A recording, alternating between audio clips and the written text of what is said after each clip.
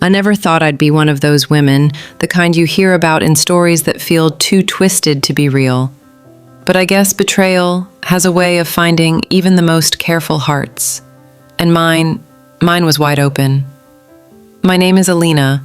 I was 29 when it happened, newly married, 7 months pregnant, glowing, they said, the happiest I'd ever be.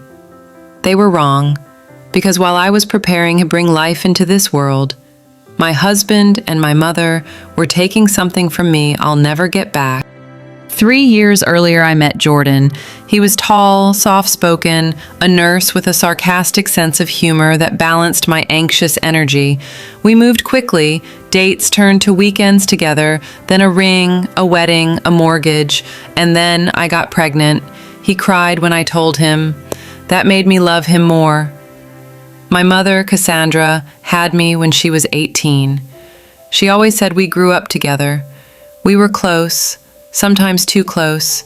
She'd call me her best friend, show up unannounced, insert herself into every detail of my life. But I thought that was just her way of loving. I thought she just wanted to feel needed. When the pregnancy hit, Jordan and I agreed I should stop working for a while. Cassandra offered to help. She started coming by more, cooking, cleaning, giving Jordan a break, she said. I was so grateful, so blind. It started with little things. Once, I caught them laughing in the kitchen, like really laughing. That kind of inside joke laugh that doesn't need an explanation. Another time, I walked in on them whispering. They said it was about planning a baby shower surprise. I told myself I was paranoid, hormonal, emotional, and they both reassured me, told me I was imagining things. And I believed them, because you want to believe the people you love the most. But betrayal doesn't knock on the front door. It comes in through the side, disguised as concern, as affection, and it burns everything down. It was a Thursday. Jordan had gone out for a late shift swap, and my mom had just left after dropping off food. I was alone in our bedroom when I heard my phone buzz. It was a notification from our iPad, the one synced to Jordan's phone. It said, "Meet me in 30, same place. I need you." From a number I didn't recognize. But what caught me wasn't the message. It was the picture above it. A contact photo, one I knew. It was my mother. Her name saved under a random alias, K. My hands were shaking, but I tapped deeper. The messages were filthy, emotional, romantic. They talked about me, about the baby, about how hard it was to pretend. I stared at the screen, my stomach turning, my baby kicking gently inside me, like it somehow knew something had gone wrong.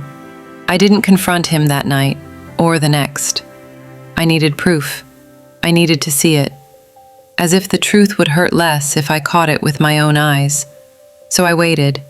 I told Jordan I was going to my sister's for the weekend, said I needed rest. Instead, I drove back home that night, parked 2 streets over, walked the last block in silence. At 11:42 p.m., my mother's car pulled into the driveway. She had a key, and she let herself in.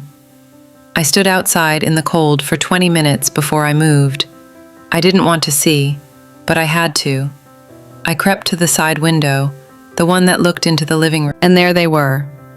On the couch, kissing, his hands on her thighs, her hands around his neck. My mother. The woman who raised me, the woman who gave me life, was destroying mine. I didn't scream, I didn't cry. I went to the front door and used my key. When I stepped in, they froze like teenagers caught by a parent. Jordan stammered. My mother went pale. I said 4 words I'll never forget hearing myself say. "How long has this been?" Neither of them answered.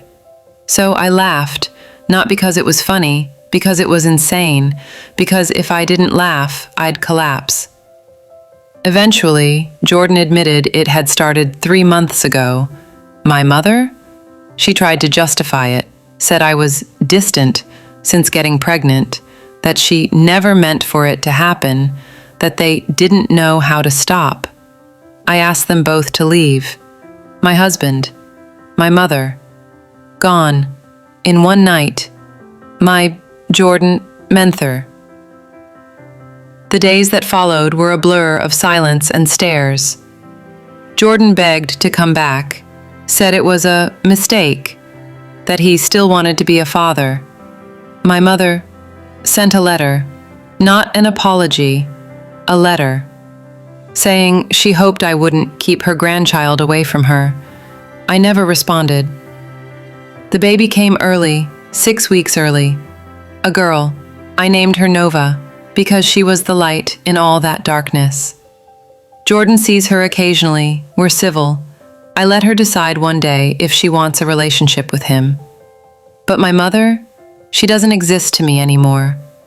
Blood might be thicker than water, but betrayal, it's thicker than both. I learned that trust isn't something people earn just once.